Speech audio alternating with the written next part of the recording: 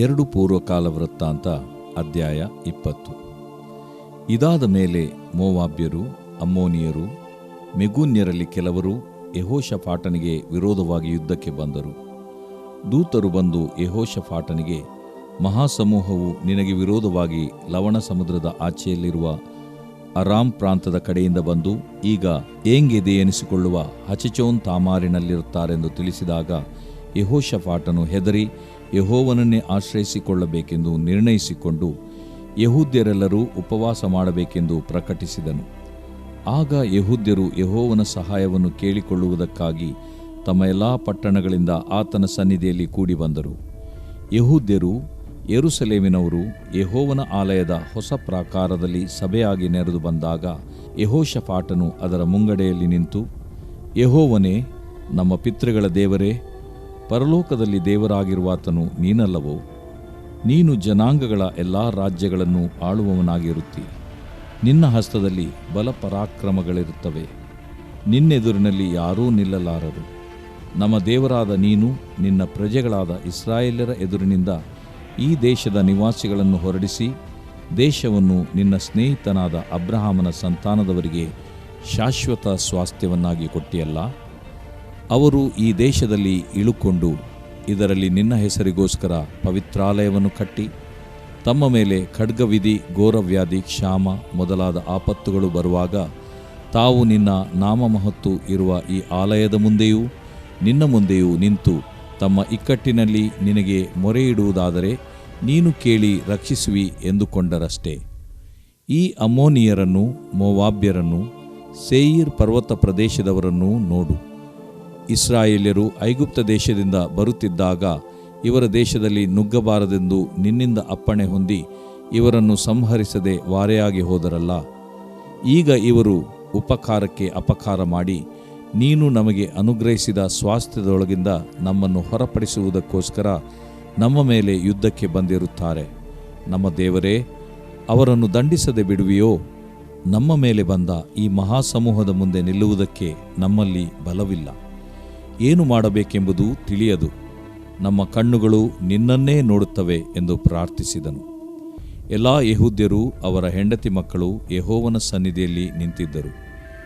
ಆಗ ಆ ಸಮೂಹದೊಳಗೆ ಆಸಾಫನ ವಂಶದವನಾದ ಲೇವಿಯನು, ಮತ್ತನ್ಯನಿಗೆ ಹುಟ್ಟಿದ ಯೆಗೀಯೇಲನ ಮರಿಮಗನೂ ಬೆನಾಯನ ಮೊಮ್ಮಗನೂ ಜೆಕರ್ಯನ ಮಗನೂ ಆದ ಯಹಜೀಯೇಲನ ಮೇಲೆ ಯೆಹೋವನ ಆತ್ಮವು ಬಂದಿತ್ತು. ಅವನು, ಎಲ್ಲ ಯೆಹೂದ್ಯರೇ, ಯೆರೂಸಲೇಮಿನವರೇ, ಅರಸನಾದ ಯೆಹೋಷಾಫಾಟನೇ, ಯೆಹೋವನು ಹೇಳುವುದನ್ನು ಕೇಳಿರಿ. ಈ ಮಹಾಸಮೂಹದ ನಿಮಿತ್ತವಾಗಿ ಕಳವಳಗೊಳ್ಳಬೇಡಿರಿ, ಹೆದರಬೇಡಿರಿ. ಯುದ್ಧವು ನಿಮ್ಮದಲ್ಲ, ದೇವರದೇ. ನಾಳೆ ಬೆಳಿಗ್ಗೆ ಅವರಿಗೆ ವಿರೋಧವಾಗಿ ಹೊರಡಿರಿ. ಇಗೋ, ಅವರು ಹಚ್ಚೀಚ್ ಘಟ್ಟದ ಮಾರ್ಗವಾಗಿ ಬರುತ್ತಾರೆ. ಯೆರೂವೇಲ್ ಅರಣ್ಯದ ಮುಂದಿರುವ ಕಣಿವೆಯ ತುದಿಯಲ್ಲಿ ಅವರನ್ನು ಸಂಧಿಸುವಿರಿ. ಈ ಸಾರಿ ನೀವು ಯುದ್ಧ ಮಾಡುವುದು ಅವಶ್ಯವಿಲ್ಲ. ಯೆಹೂದ್ಯರೇ, ಯೆರೂಸಲೇಮಿನವರೇ, ಸುಮ್ಮನೆ ನಿಂತುಕೊಂಡು ಯೆಹೋವನು ನಿಮಗೋಸ್ಕರ ನಡೆಸುವ ರಕ್ಷಣಾ ಕಾರ್ಯವನ್ನು ನೋಡಿರಿ. ಹೆದರಬೇಡಿರಿ, ಕಳವಳಗೊಳ್ಳಬೇಡಿರಿ. ನಾಳೆ ಅವರೆದುರಿಗೆ ಹೊರಡಿರಿ. ಯೆಹೋವನು ನಿಮ್ಮ ಸಂಗಡ ಇರುವನು ಎಂದು ಹೇಳಿದನು. ಆಗ ಯೆಹೋಷಾಫಾಟನು ನೆಲದ ಮಟ್ಟಿಗೂ ತಲೆಬಾಗಿಸಿದನು. ಎಲ್ಲ ಯೆಹೂದ್ಯರು, ಯೆರೂಸಲೇಮಿನವರು ಯೆಹೋವನ ಮುಂದೆ ಅಡ್ಡಬಿದ್ದು ನಮಸ್ಕರಿಸಿದರು. ಆಮೇಲೆ ಲೇವಿಯರಲ್ಲಿ ಕೆಹಾತ್ಯರು, ಕೋರಹಿಯರು ಎದ್ದು ಇಸ್ರಾಯೇಲ್ ದೇವರಾದ ಯೆಹೋವನನ್ನು ಮಹಾಸ್ವರದಿಂದ ಕೀರ್ತಿಸಿದರು. ಅವರು ಮರುದಿನ ಬೆಳಿಗ್ಗೆ ಎದ್ದು ತೆಕೋವ ಅರಣ್ಯಕ್ಕೆ ಹೊರಟರು. ಅವರು ಹೊರಡುವಾಗ ಯೆಹೋಷಾಫಾಟನು ನಿಂತು ಅವರಿಗೆ, ಯೆಹೂದ್ಯರೇ, ಯೆರೂಸಲೇಮಿನವರೇ, ನನ್ನ ಮಾತನ್ನು ಕೇಳಿರಿ. ಯೆಹೋವನಲ್ಲಿ ಭರವಸವಿಡಿರಿ, ಆಗ ಸುರಕ್ಷಿತರಾಗಿರುವಿರಿ. ಆತನ ಪ್ರವಾದಿಗಳನ್ನು ನಂಬಿರಿ, ಆಗ ಸಾರ್ಥಕರಾಗುವಿರಿ ಎಂದು ಹೇಳಿದನು. ಆಮೇಲೆ ಅವನು ಜನರ ಸಮ್ಮತಿಯಿಂದ ಯೆಹೋವನಿಗೋಸ್ಕರ ಗಾಯನ ಮಾಡುವುದಕ್ಕಾಗಿ ಕೆಲವರನ್ನು ಆರಿಸಿಕೊಂಡು ಅವರಿಗೆ, ಪರಿಶುದ್ಧತ್ವವೆಂಬ ಭೂಷಣದೊಡನೆ ಭಟರ ಮುಂದೆ ಹೋಗುತ್ತಾ, ಯೆಹೋವನಿಗೆ ಕೃತಜ್ಞತಾಸ್ತುತಿ ಮಾಡಿರಿ, ಆತನ ಕೃಪೆಯು ಶಾಶ್ವತವಾಗಿದೆ ಎಂದು ಭಜಿಸಿರಿ ಎಂಬುದಾಗಿ ಆಜ್ಞಾಪಿಸಿದನು. ಅವರು ಉತ್ಸಾಹಧ್ವನಿಯಿಂದ ಕೀರ್ತಿಸುವುದಕ್ಕೆ ಪ್ರಾರಂಭಿಸಲು ಯೆಹೋವನು ಯೆಹೂದ್ಯರಿಗೆ ವಿರೋಧವಾಗಿ ಬಂದ ಅಮ್ಮೋನಿಯರನ್ನು, ಮೋವಾಬ್ಯರನ್ನು, ಸೇಯೀರ್ ಪರ್ವತದವರನ್ನು ನಶಿಸುವುದಕ್ಕೋಸ್ಕರ ಅವರಲ್ಲಿ ಹೊಂಚು ಹಾಕುವವರನ್ನು ಇರಿಸಿದ್ದರಿಂದ ಅಮ್ಮೋನಿಯರು, ಮೋವಾಬ್ಯರು ಸೇಯೀರ್ ಪರ್ವತದವರ ಮೇಲೆ ಬಿದ್ದು ಅವರನ್ನು ಪೂರ್ಣವಾಗಿ ಸಂಹರಿಸಿಬಿಟ್ಟರು. ಅವರನ್ನು ಮುಗಿಸಿಬಿಟ್ಟ ಮೇಲೆ ತಾವೇ ಒಬ್ಬರನ್ನೊಬ್ಬರು ಕೊಲ್ಲುವುದಕ್ಕೆ ಪ್ರಾರಂಭಿಸಿದರು. ಯೆಹೂದ್ಯರು ಅರಣ್ಯದಲ್ಲಿನ ಬುರುಜಿಗೆ ಬಂದು ಆ ಸಮೂಹವಿದ್ದ ಕಡೆಗೆ ನೋಡಿದಾಗ ನೆಲದ ಮೇಲೆ ಬಿದ್ದಿರುವ ಹೆಣಗಳು ಹೊರತಾಗಿ ಜೀವದಿಂದುಳಿದವರು ಯಾರೂ ಕಾಣಿಸಲಿಲ್ಲ. ಯೆಹೋಷಾಫಾಟನು ಅವನ ಜನರು ಸುಲಿಗೆ ಮಾಡುವುದಕ್ಕೋಸ್ಕರ ಅಲ್ಲಿಗೆ ಹೋಗಲು ಅವರಿಗೆ ದ್ರವ್ಯ, ವಸ್ತ್ರ, ಶ್ರೇಷ್ಠಾಯುಧ ಇವುಗಳು ರಾಶಿ ರಾಶಿಯಾಗಿ ಸಿಕ್ಕಿದವು. ಅವರು ಹೊರಲಾರದಷ್ಟು ಸುಲುಕೊಂಡರು. ಕೊಳ್ಳೆಯು ಬಲು ಹೆಚ್ಚಾಗಿದ್ದರಿಂದ ಅವರು 3 ದಿನಗಳವರೆಗೂ ಕೂಡಿಸುತ್ತಿದ್ದರು. 4ನೆಯ ದಿನದಲ್ಲಿ ಬೆರಾಕ ತಗ್ಗಿನಲ್ಲಿ ಕೂಡಿ ಬಂದರು.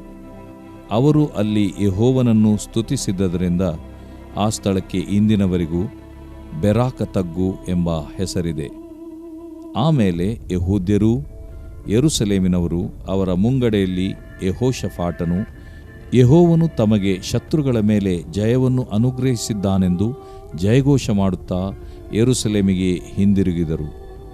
ಅವರು ಸ್ವರಮಂಡಲ, ಕಿನ್ನರಿ, ತುತ್ತೂರಿ ಇವುಗಳೊಡನೆ ಯೆರೂಸಲೇಮಿನಲ್ಲಿರುವ ಯೆಹೋವನ ಆಲಯಕ್ಕೆ ಬಂದರು. ಯೆಹೋವನು ತಾನೇ ಇಸ್ರಾಯೇಲ್ಯರ ಶತ್ರುಗಳೊಡನೆ ಯುದ್ಧ ಮಾಡಿದನೆಂಬ ಸುದ್ದಿಯು ಅನ್ಯ ದೇಶಗಳ ರಾಜ್ಯಗಳವರೆಗೆ ಮುಟ್ಟಿದಾಗ ಅವರೆಲ್ಲರೂ ಬಹುಭೀತರಾದರು. ಹೀಗೆ ದೇವಾನುಗ್ರಹದಿಂದ ಸುತ್ತಣ ವೈರಿಗಳ ಭಯತಪ್ಪಿ ಯೆಹೋಷಾಫಾಟನ ರಾಜ್ಯಕ್ಕೆ ಸಮಾಧಾನವುಂಟಾಯಿತು. ಯೆಹೂದ್ಯರ ಅರಸನಾದ ಯೆಹೋಷಾಫಾಟನು ಪಟ್ಟಕ್ಕೆ ಬಂದಾಗ 35 ವರ್ಷದವನಾಗಿದ್ದನು. ಇವನು ಯೆರೂಸಲೇಮಿನಲ್ಲಿ 25 ವರ್ಷ ಆಳಿದನು. ಶಿಲ್ಹಿಯ ಮಗಳಾದ ಅಜೂಬಳೆಂಬಾಕೆಯು ಇವನ ತಾಯಿ. ಇವನು ತಪ್ಪದೆ ತಂದೆಯಾದ ಆಸನ ಮಾರ್ಗದಲ್ಲಿ ನಡೆಯುತ್ತಾ ಯೆಹೋವನ ದೃಷ್ಟಿಯಲ್ಲಿ ಒಳ್ಳೆಯವನಾಗಿದ್ದರೂ ಪೂಜಾ ಸ್ಥಳಗಳನ್ನು ಹಾಳು ಮಾಡಲಿಲ್ಲ. ಜನರು ಇನ್ನೂ ತಮ್ಮ ಪಿತೃಗಳ ದೇವರ ಮೇಲೆ ಮನಸ್ಸಿಟ್ಟಿರಲಿಲ್ಲ. ಯೆಹೋಷಾಫಾಟನ ಉಳಿದ ಪೂರ್ವೋತ್ತರ ಚರಿತ್ರೆಯು ಇಸ್ರಾಯೇಲ್ ರಾಜರ ಗ್ರಂಥದಲ್ಲಿ ಅಡಕವಾಗಿರುವ ಹನಾನಿಯ ಮಗನಾದ ಯೇಹುವಿನ ವೃತ್ತಾಂತದಲ್ಲಿ ಬರೆದಿರುತ್ತದೆ. ಯೆಹೂದ್ಯರ ಅರಸನಾದ ಯೆಹೋಷಾಫಾಟನು ಇಸ್ರಾಯೇಲರ ಅರಸನೂ ಬಹು ದುರಾಚಾರಿಯೂ ಆದ ಅಹಜ್ಯನೊಡನೆ ಒಡಂಬಡಿಕೆ ಮಾಡಿಕೊಂಡನು. ಅವರು ತಾರ್ಷೀಷಿಗೆ ಹೋಗುವುದಕ್ಕಾಗಿ ಹಡಗುಗಳನ್ನು ಕಟ್ಟಬೇಕೆಂದು ಒಡಂಬಡಿಕೆ ಮಾಡಿಕೊಂಡು ಅವುಗಳನ್ನು ಎಚ್ಯೋನ್ಗೆಬೆರಿನಲ್ಲಿ ಕಟ್ಟಿಸಿದರು. ಆಗ ಮಾರೇಷ ಊರಿನ ದೋದಾವಾಹುವಿನ ಮಗನಾದ ಎಲಿಯೇಜರನು ಯೆಹೋಷಾಫಾಟನಿಗೆ ವಿರೋಧವಾಗಿ, ನೀನು ಅಹಜ್ಯನೊಡನೆ ಒಡಂಬಡಿಕೆ ಮಾಡಿಕೊಂಡದ್ದರಿಂದ ಯೆಹೋವನು ನಿನ್ನ ಕೆಲಸವನ್ನು ಹಾಳು ಮಾಡುವನು ಎಂದು ಪ್ರವಾದಿಸಿದನು. ಆ ಹಡಗುಗಳು ಒಡೆದು ಹೋದದರಿಂದ ತಾರ್ಷೀಷಿಗೆ ಹೊರಡಲೇ ಇಲ್ಲ. ದೇವರು ಪ್ರೀತಿಸುವ ಪ್ರೀತಿಯ ಬಿಗ್ ಜೆ ಟಿವಿ ಪ್ರಿಯ ವೀಕ್ಷಕರಿಗೆ ನಮ್ಮ ಕರ್ತನಾದ ಯೇಸು ಕ್ರಿಸ್ತನ ಹೆಸರಿನಲ್ಲಿ ನಿಮ್ಮನ್ನು ವಂದಿಸಿ ಸ್ವಾಗತ ಬಯಸ್ತಿದ್ದೇವೆ. ಬನ್ನಿರಿ, ಇಂದು ದೇವರ ವಾಕ್ಯವನ್ನು ನಾವು ಒಟ್ಟಾಗಿ ಸೇರಿ ಅಧ್ಯಯನ ಮಾಡಿಕೊಳ್ಳೋಣ. ಇಂದಿನ ನಮ್ಮ ಅಧ್ಯಯನ 2ನೇ ಪೂರ್ವಕಾಲ ವೃತ್ತಾಂತ 20ನೇ ಅಧ್ಯಾಯ, the second book of chronicles, chapter 20. 20ನೇ ಅಧ್ಯಾಯವನ್ನು ಅಧ್ಯಯನ ಮಾಡಿಕೊಳ್ಳೋದಕ್ಕೆ ಮುಂಚಿತವಾಗಿ ಒಂದು ವಾಕ್ಯವನ್ನು ಓದಲಿಕ್ಕೆ ಇಷ್ಟಪಡ್ತೇನೆ. ಒಂದು ವಾಕ್ಯ ನನಗೆ ನೆನಪಿಗೆ ಬರುತ್ತಿದೆ, ಅದು ಜ್ಞಾನೋಕ್ತಿ 2ನೇ ಅಧ್ಯಾಯದಲ್ಲಿ ಇರುವಂಥ ಒಂದು ವಾಕ್ಯ. ಅದನ್ನು ನಿಮ್ಮ ಮುಂದೆ ಇಡಲಿಕ್ಕೆ ಇಷ್ಟಪಡ್ತೇನೆ. ಯಾಕಂತೇಳಿದರೆ ದೇವರ ವಾಕ್ಯದ ಮಹತ್ವ ಎಂಥದ್ದು, ದೇವರ ವಾಕ್ಯ ಏನಾಗಿದೆ, ಯಾಕೆ ದೇವರ ವಾಕ್ಯವನ್ನು ನಾವು ಅಧ್ಯಯನ ಮತ್ತೆ ನಾವು ಅಧ್ಯಯನ ಮಾಡಬೇಕು ಎಂಬುದಕ್ಕೆ ಒಂದು ಕಾರಣ ನಾನು ಕೊಡ್ತೇನೆ. ಜ್ಞಾನೋಕ್ತಿ 2ನೇ ಅಧ್ಯಾಯ ಮತ್ತು 3-4 ವಚನಗಳು. ಬುದ್ಧಿಗಾಗಿ ಮೊರೆಯಿಟ್ಟು ವಿವೇಕಕ್ಕಾಗಿ ಕೂಗಿಕೊಂಡು ಅದನ್ನು ಬೆಳ್ಳಿಯಂತೆಯೂ ನಿಕ್ಷೇಪದಂತೆಯೂ ಹುಡುಕು. ಆಗ ನೀನು ಯೆಹೋವನ ಭಯವನ್ನು ಅರಿತು ದೈವಜ್ಞಾನವನ್ನು ಪಡೆದುಕೊಳ್ಳುವಿ. ದೇವರ ವಾಕ್ಯ ಬೆಳ್ಳಿ, ದೇವರ ವಾಕ್ಯ ಬಂಗಾರ, ದೇವರ ವಾಕ್ಯ ನಿಕ್ಷೇಪ. ಆದರೆ ದೇವರ ವಾಕ್ಯ ಬೆಳ್ಳಿ ಬಂಗಾರ ನಿಕ್ಷೇಪಕ್ಕಿಂತಲೂ ಮಿಗಿಲಾದದ್ದು. ಅದನ್ನು ಬೆಳ್ಳಿ ಬಂಗಾರ ನಿಕ್ಷೇಪವನ್ನು ಹುಡುಕುವಂಥ ರೀತಿಯಲ್ಲಿ ಅಥವಾ ಅಧ್ಯಯನ ಮಾಡುವುದಾದರೆ ನಮಗೇನು ಸಿಗ್ತದೆ? ಈ ರೀತಿಯಾಗಿ ಒಂದೊಂದು ಅಧ್ಯಾಯವನ್ನು ದೇವರ ವಾಕ್ಯದಿಂದ ಅಧ್ಯಯನ ಮಾಡಿಕೊಳ್ಳುವುದರಿಂದ ನಮಗೆ ಲಭ್ಯವಾಗುವಂಥ ಪ್ರಯೋಜನವಾಗುವಂಥದ್ದೇನು? ದೈವಜ್ಞಾನ. ದೈವಜ್ಞಾನವನ್ನು ಪಡೆದುಕೊಳ್ಳುವಿ. ಜ್ಞಾನೋಕ್ತಿ 2:5, ಪ್ರಾವರ್ಬ್ಸ್ 2:5. ದೇವರ ಜ್ಞಾನ ಬೇಕಾ? ದೇವರಲ್ಲಿರುವಂಥ ಜ್ಞಾನ ನನಗೆ ಬೇಕಾ? ದೇವರ ವಾಕ್ಯ, ದೇವರ ವಾಕ್ಯ, ದೇವರ ವಾಕ್ಯದಲ್ಲಿ ಅದು ನಮಗೆ ಲಭ್ಯ. ಸರಿ, 2ನೇ ಪೂರ್ವಕಾಲ ವೃತ್ತಾಂತ 20ನೇ ಅಧ್ಯಾಯದಲ್ಲಿ ನಾವು ನೋಡುವಾಗ ಒಂದು ದೊಡ್ಡ ಒಂದು ಡ್ರಮ್ಯಾಟಿಕ್ಕಾಗಿ ನಾಟಕೀಯವಾದ ರೀತಿಯಲ್ಲಿ ಇರುವಂಥ ಒಂದು ಸಂಗತಿಯನ್ನು ನಾವು ಈ ಅಧ್ಯಾಯದಲ್ಲಿ ನೋಡ್ತೇವೆ. ಹೌದು, ಯೆಹೋಷಾಫಾಟನು ಆಸನ ಮಗನಾದಂಥ ಹೀಲರ್, ಆಸನು ಅಂತೇಳಿದ್ರೆ ಹೀಲರ್, ಸ್ವಸ್ಥ ಮಾಡುವವನು. ಆದರೆ ಸತ್ತೋದಾಗ ಸ್ವಸ್ಥತೆಯನ್ನು ಹೊಂದದೇ ಸತ್ತು ಹೋದನು. ಯಾಕಂದರೆ ಅವನಿಗೆ ದೇವರ ಕಡೆಯಿಂದ ಸ್ವಸ್ಥತೆಯನ್ನು ಪಡ್ಕೊಳ್ಳಿಕ್ಕೆ ಇಷ್ಟ ಇರಲಿಲ್ಲ. ಡಾಕ್ಟ್ರ್ ಕಡೆಗಳಿಂದ, ವೈದ್ಯರ ಕಡೆಯಿಂದ ಪಡ್ಕೋಬೇಕು ಅಂತ ಹೇಳಿಟ್ಟು ಹೋದನು. ಅದರಲ್ಲಿ ತಪ್ಪೇನಿಲ್ಲ. ಆದರೆ ದೇವರ ಮೇಲೆ ನಂಬಿಕೆ ಇಲ್ಲದೆ, ದೇವರ ಮೇಲೆ ಆತುಕೊಳ್ಳದೆ ಅವನು ಹೋದದ್ದೇ ಅವನು ಮಾಡಿದ ತಪ್ಪಾಯಿತು. ಆ ರೋಗದಿಂದ ಅವನು ಸತ್ತು ಹೋದ. ಆದರೂ ಅವನ ಮಗನಾದಂಥ ಯೆಹೋಷಾಫಾಟನು ಅವನು ಒಳ್ಳೆ ರಾಜನಾಗಿದ್ದ, ದೇವರ ಅವನ ಜೊತೆಯಲ್ಲಿದ್ದ. ಮತ್ತು ಅವನ ಹೌದು, ಆಹಾಬನ ವಿಷಯದಲ್ಲಿ ಬೀಗತನ ಮಾಡಿಕೊಂಡಿದ್ದ, ಅದೊಂದು ತಪ್ಪಾಯಿತು. ಆದರೂ ಕೂಡ ತಪ್ಪು ಮಾಡಿದಂಥ ಒಂದು ತಪ್ಪಿಗಾಗಿ ಅವನು ಪಶ್ಚಾತ್ತಾಪಪಟ್ಟು ಅಥವಾ ತಪ್ಪು ಮಾಡಿದ್ದನ್ನು ದೇವರು ಒಬ್ಬ ಪ್ರವಾದಿಯಾದಂಥ ಯೇಹುವಿನ ಮೂಲಕವಾಗಿ ತಿಳಿಸಿದ್ದಕ್ಕೆ ಅವನು ತನ್ನ ಮಾರ್ಗವನ್ನು ಸರಿಪಡಿಸಿಕೊಳ್ತಾನೆ. ಯಾಕಂದರೆ ಪುನಃ ದೇವರ ವಾಕ್ಯಕ್ಕೆ ಅವನು ಅರಸನಾದಾಗ ಸರ್ದಾರರನ್ನು, ಲೇವಿಯರನ್ನು, ಯಾಜಕರನ್ನು ಕರೆದು ದೇವರ ವಾಕ್ಯವನ್ನು ದೇಶಾದ್ಯಂತ ಹೋಗಿ ಟೀಚ್ ಮಾಡ್ರಿ ಎಂಬುದಾಗಿ ಕಳಿಸ್ಕೊಟ್ಟಿರ್ತಾನೆ ಯೆಹೋಷಾಫಾಟನು. ಅದೇ ಯೆಹೋಷಾಫಾಟನು ಇಂಥ ಒಂದು ತಪ್ಪನ್ನು ತನ್ನ ಜೀವನದಲ್ಲಿ ಮಾಡಿದ್ದಾಗ್ಯೂ ದೇವರು ಅವನನ್ನು ಕೈ ಬಿಡದೆ ಯೇಹುವಿನ ಮೂಲಕವಾಗಿ ಎಚ್ಚರಿಕೆ ಕೊಟ್ಟಾಗ ಎಚ್ಚರಿಕೆಯ ಮಾತನ್ನು ಯೆಹೋಷಾಫಾಟನು ತಕ್ಕೊಂಡು ಮತ್ತೆ ದೇವರ ವಾಕ್ಯ ಕಡೆಗೆ ಮತ್ತೆ ಬರ್ತಾನೆ ರೀ, ಮತ್ತೆ ಹಿಂದಿರುಗಿ ಬರ್ತಾನೆ. ಹೌದು, ನಮ್ಮ ಜೀವನದಲ್ಲಿ ತಪ್ಪು ಮಾಡುವಾಗ ದೇವರ ವಾಕ್ಯವನ್ನು ಬಿಟ್ಟು ಹೋದಾಗ್ಯೂ ದೇವರು ನಮ್ಮನ್ನು ಬಿಡೋದಿಲ್ಲ. ನಮ್ಮ ವಿಷಯದಲ್ಲಿ ಆತನು ಹಿತಕರವಾದಂಥ ಯೋಜನೆಯನ್ನಿಟ್ಟಿರುವಂಥ ದೇವರು ನಮಗೆ ಆತನು ಎಚ್ಚರಿಕೆಯನ್ನು ಕೊಡ್ತಾನೆ. ಇಲ್ಲಿ ಕೂಡ ಕೊಟ್ಟಾಗ ಎಚ್ಚರಿಕೆಯನ್ನು ತಗೊಂಡು ದೇವರ ವಾಕ್ಯಕ್ಕೆ ಅವನು ಆದ್ಯತೆಯನ್ನು ಕೊಟ್ಟು ಧೈರ್ಯಗೊಳ್ಳಿರಿ ಎಂಬುದಾಗಿ ತನ್ನ ಅಧಿಕಾರಿಗಳಿಗೆ ಒಂದು ಉತ್ತೇಜನದ ಮಾತನ್ನು, ತರಬೇತನ್ನು ಅವನು ಕೊಡ್ತಾನೆ ರೀ.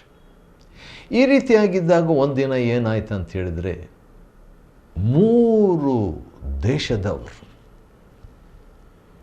ಮೋವಾಬ್ಯರು, ಅಮ್ಮೋನ್ಯರು, ಮೆಗೋನ್ಯರಲ್ಲಿ ಕೆಲವರು, ಇವರೆಲ್ಲರೂ ಒಂದೇ ಸಾರಿ ದೊಡ್ಡ ಸಮೂಹವಾಗಿ ಯೆಹೋಷಾಫಾಟನನ್ನು ಅಟ್ಯಾಕ್ ಮಾಡಲಿಕ್ಕೆ, ದಾಳಿ ಮಾಡಲಿಕ್ಕೆ ಬಂದಾಗ ಅವನು ಏನು ಮಾಡಿರ್ಬೋದು? ಅವನು ತನ್ನ ತಂದೆಯಾದ ಆಸನ ಹಾಗೆ ಅನ್ಯ ಯಹೂದಿ ಅಲ್ಲದಂಥ, ಅವಿಶ್ವಾಸಿಯಾದಂಥ, ದೇವರನ್ನು ನಂಬದಂಥ ಅರಸರ ಸಹಾಯಕ್ಕಾಗಿ ಕೇಳಲಿಲ್ಲ. ಈಗ ಅವನು ಪಾಠ ಕಲ್ತಿದ್ದ. ಏನು ಮಾಡ್ತಾನೆ ಅವನು? ಹೌದು, ಹೆದರ್ತಾನೆ.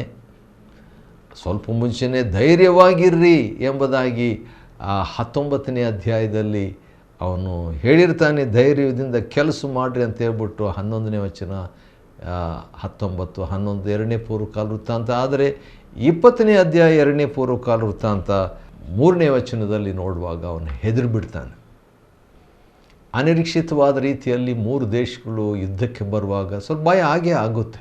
ಅವನು ಮನುಷ್ಯನಲ್ವ, ಅವನು ತಪ್ಪು ಮಾಡಲಿಲ್ಲವ, ಅವನು ಕಾಂಪ್ರಮೈಸ್ ಮಾಡಲಿಲ್ಲವ ಅಂತ ಒಬ್ಬ ವ್ಯಕ್ತಿ ಈಗ ಭಯಪಡ್ತಾನೆ. ಆದರೆ ಭಯ ಅವನನ್ನು ಯಾವುದಕ್ಕೆ ನಡೆಸ್ತು ಎಂಬುದಾಗಿ ನೋಡುವಾಗ ಅದು ಒಳ್ಳೆಯ ಭಯ ಅಂತ ಹೇಳ್ಬೋದು, ಆರೋಗ್ಯಕರವಾದಂಥ ಭಯ ಅಂತ ಹೇಳಬೇಕು. ಯಾಕಂದರೆ ಹೆದರಿ, ಭಯಪಟ್ಟು ಹೆದರಿ ಯೆಹೋವನನ್ನೇ ಆಶ್ರಯಿಸಿಕೊಳ್ಳಬೇಕೆಂದು ನಿರ್ಣಯಿಸಿಕೊಂಡನಂತೆ. ಅದು ಒಳ್ಳೆಯದಾಯ್ತದು, ಆ ರೀತಿಯಾಗಿ ಭಯಪಟ್ಟಿದ್ದು. ಆದ ಕಾರಣ ದೇವರನ್ನೇ ನಾನು ಆಶ್ರಯಿಸ್ಕೊಳ್ತೇನೆ, ದೇವರ ಮೇಲೆ ನಾನು ಆತ್ಕೊಳ್ತೇನೆ ಎಂಬುದಾಗಿ ಆ ಭಯವು ಅವನನ್ನು ಅಂಥ ಒಂದು ತೀರ್ಮಾನಕ್ಕೆ, ನಿರ್ಣಯಕ್ಕೆ ನಡೆಸ್ತು. ಆ ರೀತಿಯಾಗಿ ತಾನು ಒಬ್ಬನೇ ಅದನ್ನು ವ್ಯವಹರಿಸಲಿಕ್ಕೆ ಆಗೋದಿಲ್ಲ ಎಂಬುದಾಗಿ ತಿಳ್ಕೊಂಡು ಈಗೇನು ಮಾಡ್ತಾನೆ, ಅವನು ಯೆಹೂದ್ಯರೆಲ್ಲರೂ ಉಪವಾಸ ಮಾಡಬೇಕೆಂದು ಆಜ್ಞಾಪಿಸಿದನು ಅಥವಾ ಪ್ರಕಟಿಸಿದನು. ಇಡೀ ದೇಶದವರು ಉಪವಾಸ ಮಾಡ್ರಂದರೆ ಅಷ್ಟು ಈಸಿ ಅಲ್ಲ ಅದು. ಮನೆಯಲ್ಲಿ ಒಬ್ಬರು ಉಪವಾಸ ಮಾಡೋದೇ ಕಷ್ಟ ಕೆಲವು ಸಾರಿ. ಆದರೆ ರಾಜನು ರಾಷ್ಟ್ರೀಯವಾಗಿ ಎಲ್ಲರೂ ಕೂಡ ಉಪವಾಸ ಮಾಡಬೇಕು ಎಂಬುದಾಗಿ ಒಂದು ಪ್ರಕಟಣೆಯನ್ನು ಹೊರಡಿಸ್ತಾನೆ. ಆಮೇಲೆ ಏನಾಯಿತು ನೋಡೋಣ್ರಿ. ಎಲ್ಲರೂ ಈಗ ನೆನಪಿಟ್ಕೊಳ್ಬೇಕು, ಎಲ್ಲರೂ ಉಪವಾಸ ಮಾಡಬೇಕು ಎಂಬುದಾಗಿ ಹೊಸ ಪ್ರಕಟಣೆ ಈ ರಾಜನು ಅಂದರೆ ಯೆಹೋಷಾಫಾಟನು ಪ್ರಕಟಿಸಿದಾಗ ಒಪ್ಕೊಂಡ್ರ ಯೆಹೂದ್ಯರು? ಹೌದು, ಯೆಹೂದ್ಯರು ಎಲ್ಲರೂ ಯೆಹೋವನ ಸಹಾಯವನ್ನು ಕೇಳಿಕೊಳ್ಳುವುದಕ್ಕಾಗಿ ತಮ್ಮ ಎಲ್ಲ ಪಟ್ಟಣಗಳಿಂದ ಆತನ ಸನ್ನಿಧಿಯಲ್ಲಿ ಕೂಡಿ ಬಂದರು.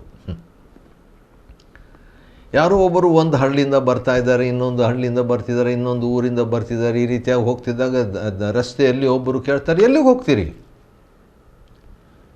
ಉಪವಾಸ ಮಾಡಲಿಕ್ಕೆ ಹೋಗ್ತಾ ಇದ್ವಿ. ಯಾಕೆ ಹೋಗ್ತಾ ಇದ್ದೀರಿ?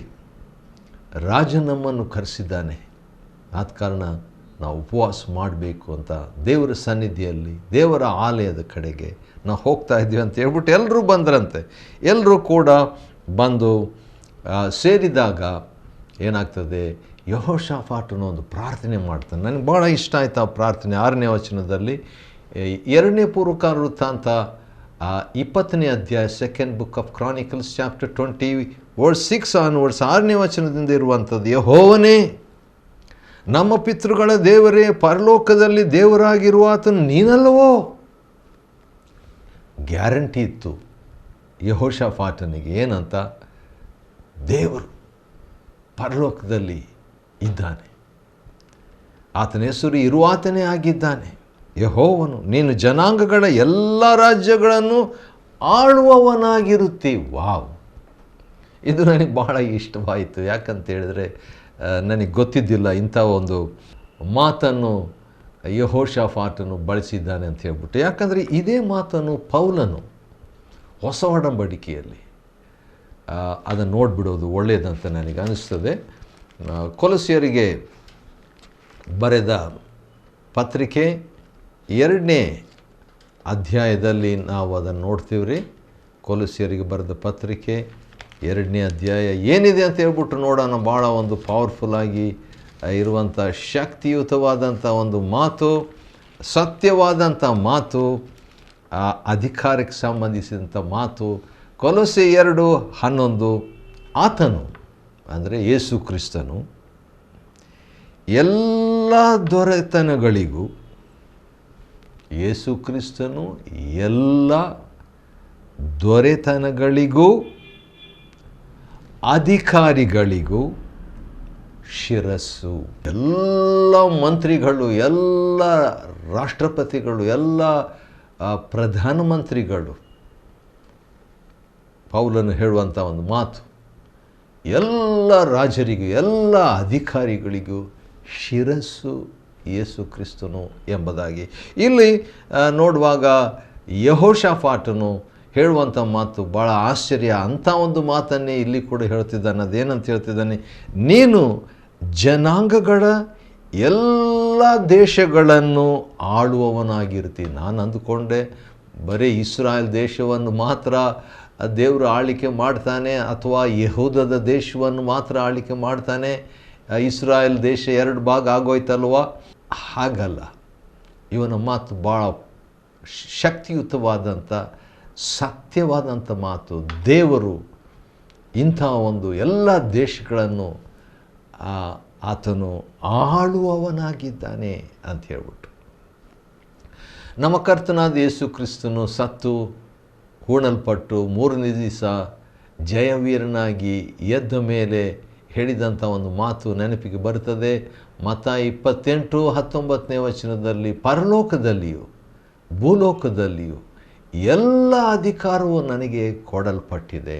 ಮತ್ತಾಯ 28:18ರಲ್ಲಿ ಆ ರೀತಿಯಾಗಿ ಹೇಳಿಬಿಟ್ಟು 19ನೇ ವಚನದಲ್ಲಿ, ಆದ್ದರಿಂದ ಹೋಗ್ರಿ ಎಲ್ಲ ದೇಶಗಳ ವಿಷಯವಾಗಿ ಆತನು ಹೇಳ್ತಾನೆ, ಯುಗದ ಸಮಾಪ್ತಿ ಕಡೆಯವರೆಗೆ ನಾನು ನಿಮ್ಮ ಸಂಗಡ ಇರ್ತೇನೆ ಅಂತ ಒಂದು ಮಾತು ಇಲ್ಲಿ ಕೂಡ ನಾವು ನೋಡುವಾಗ, ನಿನ್ನ ಹಸ್ತದಲ್ಲಿ ಬಲ ಪರಾಕ್ರಮಗಳಿರ್ತದೆ ಎಂಬುದಾಗಿ ಹೇಳಿಬಿಟ್ಟು ಅಬ್ರಹಾಮನ ವಿಷಯವಾಗಿ ಪ್ರಾರ್ಥನೆಯಲ್ಲಿ ತಗೊಂಡು ಬರ್ತಾನೆ.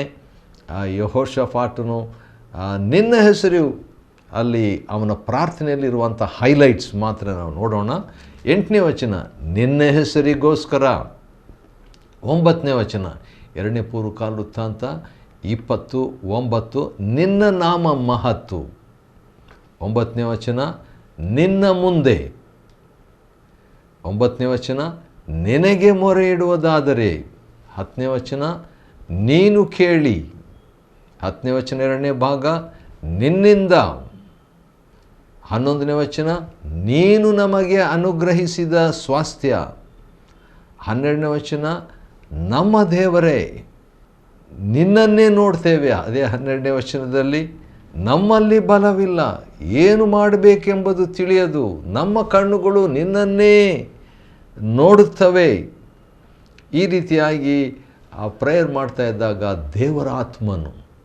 ದೇವರಾತ್ಮನು ಯಹಜೀಲನ ಮೇಲೆ ಬಂದು ಆಮೇಲೆ ಅವನು ಪ್ರವಾದಿಸ್ತಾನೆ. ಈಗ ಯೆಹೂದ್ಯರೇ, ಯೆರೂಸಲೇಮಿನವರೇ, ಅರಸನಾದ ಯೆಹೋಷಾಫಾಟನೇ ಎಂಬುದಾಗಿ ಹೇಳಿಬಿಟ್ಟು ಒಳ್ಳೆಯ ಒಂದು ಪ್ರವಾದನೆ ಮಾತು ಬಂತದ್ದು. ಏನಂತ ಹೇಳಿದರೆ, ಈ ಮಹಾಸಮೂಹದ ನಿಮಿತ್ತವಾಗಿ ಕಳವಳಗೊಳ್ಳಬೇಡ್ರಿ, ಹೆದರಬೇಡ್ರಿ. ಯಾಕೆ ಹೆದರಬಾರ್ದು? ಯುದ್ಧವು ನಿಮ್ಮದಲ್ಲ, ದೇವರದೇ. ದೇವ ಜನರಿಗೆ ವಿರುದ್ಧವಾಗಿ ಯುದ್ಧಕ್ಕೆ ಬಂದಾಗ ದೇವರಿಗೆ ವಿರುದ್ಧವಾಗಿ ಯುದ್ಧಕ್ಕೆ ಬಂದ ಹಾಗೆ. ಆದ ಕಾರಣ ಅವನು ಹೇಳ್ತಾನೆ, ಈ ಸಾರಿ ನೀವು ಯುದ್ಧ ಮಾಡುವುದ ಅವಶ್ಯವಿಲ್ಲ. ಯೆಹೂದ್ಯರೇ, ಯೆರೂಸಲೇಮಿನವರೇ, ಸುಮ್ಮನೆ ನಿಂತುಕೊಂಡು ಯೆಹೋವನು ನಿಮಗೋಸ್ಕರ ನಡೆಸುವ ರಕ್ಷಣಾ ಕಾರ್ಯವನ್ನು ನೋಡಿರಿ. ಈ ಪದ 2ನೇ ಪೂರ್ವಕಾಲ ವೃತ್ತಾಂತ 20:17ರಲ್ಲಿರುವಂಥ ಈ ಪದ ನೋಡಿರಿ ಎಂಬ ಪದ ಇನ್ನೊಂದು ಕಡೆ ಬರ್ತದೆ. ಅರಣ್ಯಕಾಂಡ 21ನೇ ಅಧ್ಯಾಯ 8ನೇ ವಚನದಲ್ಲಿ. ಅದೇನೆಂದರೆ, ಯಾರಿಗೆಲ್ಲ ಹಾವು ಕಚ್ಚಿಬಿಟ್ಟಿದೆಯೋ, ವಿಷಸರ್ಪ ಕಚ್ಚಿಬಿಟ್ಟಿದೆಯೋ ಅಂಥವರು ಏನು ಮಾಡಬೇಕು? ಕೇವಲ ಆ ತಾಮ್ರ ಸರ್ಪವನ್ನು ನೋಡಿರಿ. ಆ ಒಂದು ಪದ ರಾಹಾ ಅಂತ ಹೇಳ್ಬಿಟ್ಟು, ನೋಡಿದರೆ ನಿಮಗೆ ಜಯ, ನೋಡಿದರೆ ನಿಮಗೆ ಯಶಸ್ವಿ, ನೋಡಿದರೆ ನೀವೇನು ಪಾರ್ಟ್ ಮಾಡಬೇಕಾಗಿಲ್ಲ, ನಂಬಿಕೆಯಿಂದ ನೀವು ನೋಡಬೇಕಷ್ಟೇ. ದೇವರು ಮಾಡುವಂಥದ್ದನ್ನು ಮಾಡ್ತಾನೆ. ಆ ರೀತಿಯಾಗಿ ಹೇಳಿದಾಗ ಅದೇ ರೀತಿಯಾಗಿ ಅವರು ಮಹಾಸ್ವರದಿಂದ ಮತ್ತು ಜಯಘೋಷದಿಂದ ಉತ್ಸಾಹ ಧ್ವನಿಯಿಂದ ಅವರು ಹಾಡಾಡ್ತಾರೆ, ಘೋಷಣೆ ಮಾಡ್ತಾರೆ. ಆ ಹಾಡು ಏನಾಗಿತ್ತು ಎಂಬುದಾಗಿ ನೋಡುವಾಗ ಭಾಳ ಸಿಂಪಲ್ ಆದಂಥ ಒಂದು ಕೀರ್ತನೆ 21ನೇ ವಚನದಲ್ಲಿ ನೋಡ್ತೀವಿ. ಯೆಹೋವನಿಗೆ ಕೃತಜ್ಞತಾಸ್ತುತಿ ಮಾಡಿರಿ, ಆತನ ಕೃಪೆಯು ಶಾಶ್ವತವಾದದ್ದು. ಇಷ್ಟೇ 2 ಮಾತು ಹೇಳಿದರು ಅಷ್ಟೇ. ಇದೇ ಕೀರ್ತನೆ 106ನೇ ಅಧ್ಯಾಯದಲ್ಲಿ, ಕೀರ್ತನೆ 136ನೇ ಅಧ್ಯಾಯದಲ್ಲಿ ಇದೆ. ಇದೇ ಮಾತನ್ನು ಅವರು ಹೇಳಿ ದೇವರಿಗೆ ಸ್ತೋತ್ರ ಮಾಡಿದಾಗ ಏನಾಯಿತು, ಅವರಿಗೆ ಜಯ ಸಿಕ್ಬಿಡ್ತು. ಸಂಪೂರ್ಣವಾಗಿ ವೈರಿಗಳ ಮೇಲೆ ತಾವು ಸುಮ್ಮನೆ ಇದ್ದಾಗ ಯುದ್ಧ ಮಾಡಲಿಕ್ಕೆ ಬಂದಂಥ ಈ ವೈರಿಗಳು ಯಾರು? ಮೋವಾಬ್ಯರು, ಅಮ್ಮೋನಿಯರು, ಮೆಗೋನ್ಯರು, ಇವರೆಲ್ಲರೂ ಕೂಡ ಸಂಪೂರ್ಣ ಅವರಾಗೆ ಯಾಕೆ ಬರಬೇಕಾಗಿತ್ತು, ಅವರಾಗೆ ಬಂದು ಈಗ ಸಂಪೂರ್ಣವಾಗಿ ಅವರು ಸೋಲಿಸಲ್ಪಟ್ಟರು, ಸಂಪೂರ್ಣವಾಗಿ ಸಂಹರಿಸಲ್ಪಟ್ಟರು. ಆ ರೀತಿಯಾಗಿ ಜಯ ಅವತ್ತಿನ ದಿವಸ ಯೆಹೋಷಾಫಾಟನಿಗೆ ಸಿಕ್ಕಿತು. ಮತ್ತು ಯೆಹೋಷಾಫಾಟನು ಆ ರೀತಿಯಾಗಿ ಇದ್ದು ಅವನು ತನ್ನ ಪಿತೃಗಳ ಬಳಿಗೆ, ಅಂದರೆ ಅವನು ಒಳ್ಳೆಯ ಒಂದು ಮರಣವನ್ನು ಹೊಂದುತ್ತಾನೆ. ಯಾವ ರೀತಿಯಾಗಿ ಅವನ ಮುಕ್ತಾಯವಾಯಿತು ಎಂಬುದಾಗಿ ನಾವು ಮುಂದೆ ಅದನ್ನು ನೋಡೋಣ. ಮತ್ತು ಏನು ವೈಶಿಷ್ಟ್ಯತೆ, ಏನು ಕಲಿಯುವಂಥದ್ದನ್ನು ಕೂಡ ಅವನ ಜೀವನದಿಂದ ನಾವು ತಿಳಿಯಬೇಕಾಗಿದೆ. 2ನೇ ಪೂರ್ವಕಾಲ ವೃತ್ತಾಂತ 20ನೇ ಅಧ್ಯಾಯವನ್ನು ಅಧ್ಯಯನ ಮಾಡಿಕೊಳ್ಳುವಂತೆ ದೇವರು ಕೊಟ್ಟ ಕೃಪೆಗಾಗಿ ಆತನಿಗೆ ಸ್ತೋತ್ರವಾಗಲಿ. ದೇವರು ನಿಮ್ಮನ್ನು ಆಶೀರ್ವದಿಸಲಿ.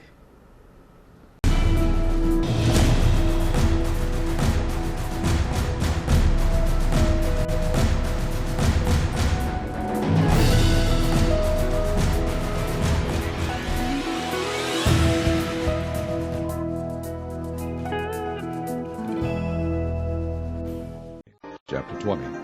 It came to pass after this also that the children of Moab and the children of Ammon, and with them other side the Ammonites, came against Jehoshaphat to battle.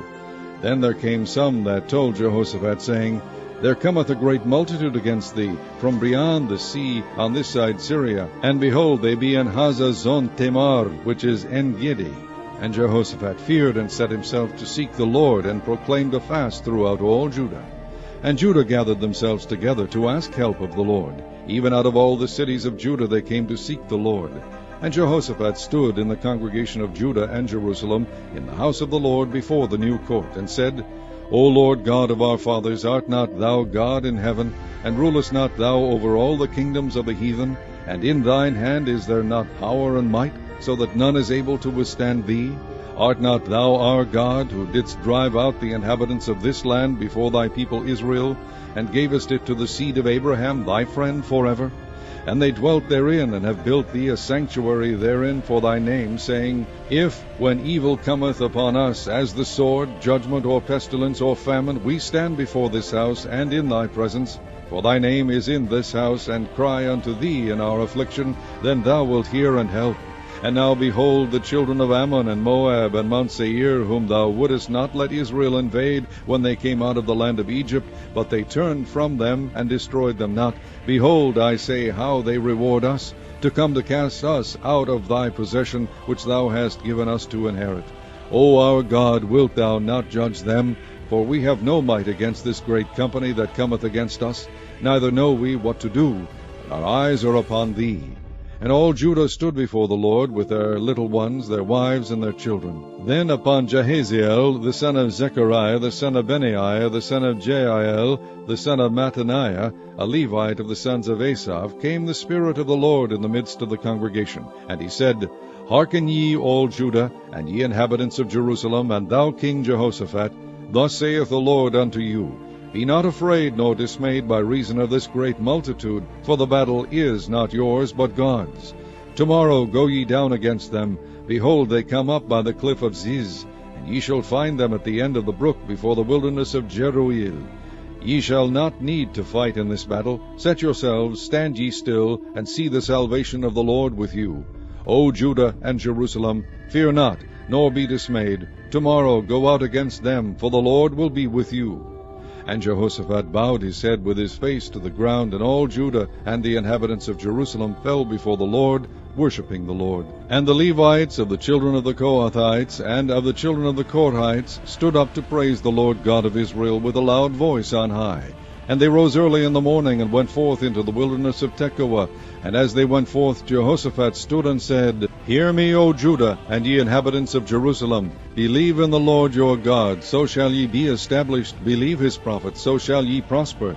And when he had consulted with the people, he appointed singers unto the Lord, and that should praise the beauty of holiness as they went out before the army, and to say, Praise the Lord, for his mercy endureth forever. And when they began to sing and praise, the Lord set ambushments against the children of Ammon, Moab, and Mount Seir, which were come against Judah, and they were smitten. For the children of Ammon and Moab stood up against the inhabitants of Mount Seir, utterly to slay and destroy them. And when they had made an end of the inhabitants of Seir, every one helped to destroy another. And when Judah came toward the watchtower in the wilderness, they looked unto the multitude, and behold, they were dead bodies fallen to the earth, and none escaped. And when Jehoshaphat and his people came to take away the spoil of them, they found among them in abundance both riches with the dead bodies, and precious jewels, which they stripped off for themselves, more than they could carry away. And they were 3 days in gathering of the spoil, it was so much. And on the 4th day they assembled themselves in the valley of Berachah, for there they blessed the Lord. Therefore the name of the same place was called the valley of Berachah unto this day. Then they returned, every man of Judah and Jerusalem, and Jehoshaphat in the forefront of them, to go again to Jerusalem with joy. For the Lord had made them to rejoice over their enemies. And they came to Jerusalem with psalteries and harps and trumpets unto the house of the Lord. And the fear of God was on all the kingdoms of those countries, when they had heard that the Lord fought against the enemies of Israel. So the realm of Jehoshaphat was quiet, for his God gave him rest round about. And Jehoshaphat reigned over Judah. He was 35 years old when he began to reign, and he reigned 25 years in Jerusalem. And his mother's name was Azubah, the daughter of Shilhi. And he walked in the way of Asa his father, and departed not from it, doing that which was right in the sight of the Lord. Howbeit the high places were not taken away, for as yet the people had not prepared their hearts unto the God of their fathers. Now the rest of the acts of Jehoshaphat, first and last, behold, they are written in the book of Jehu, the son of Hanani, who is mentioned in the book of the kings of Israel. And after this did Jehoshaphat, king of Judah, join himself with Ahaziah, king of Israel, who did very wickedly. And he joined himself with him to make ships to go to Tarshish. And they made the ships in Ezion-Geber. Then Eliezer, the son of Dodavah of Marishah, prophesied against Jehoshaphat, saying, Because thou hast joined thyself with Ahaziah, the Lord hath broken thy works. And the ships were broken, that they were not able to go to Tarshish.